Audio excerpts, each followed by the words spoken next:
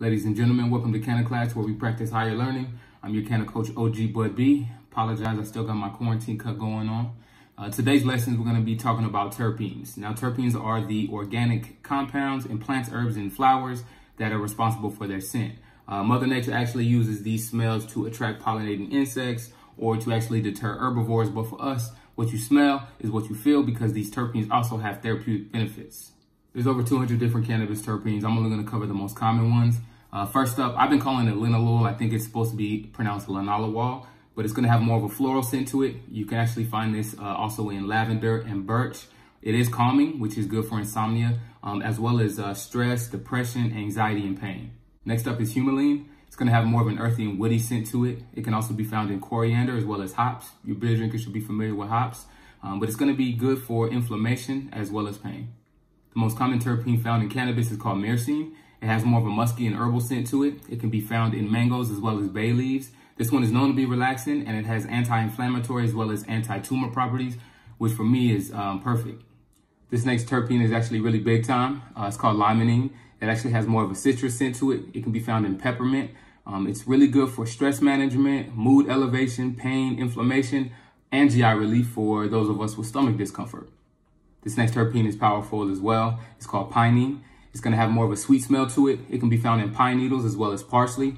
Has huge benefits to alertness and memory. I didn't see that one coming, as well as inflammation. The last terpene on the list is caryophyllene. It's going to have more of a spicy smell to it. It can be found in cloves as well as black pepper. This one is actually an antioxidant, and it's good for inflammation and pain.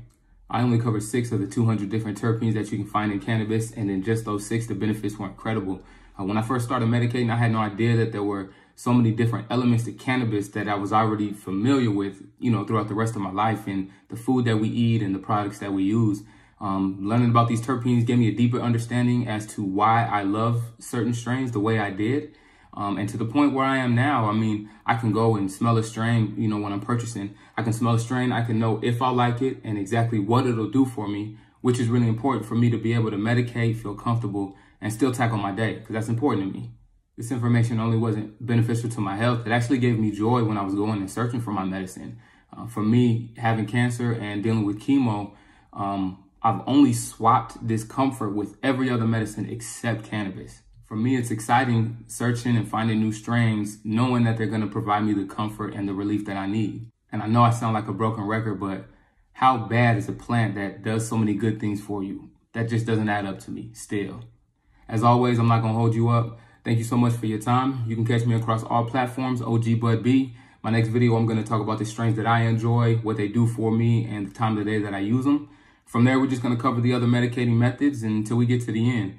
Please drop me a message if you have a question. I have an answer. If I don't have an answer, we can work to get an answer together. Either way, I'm here for it. Again, thank you for your time. Clouds up.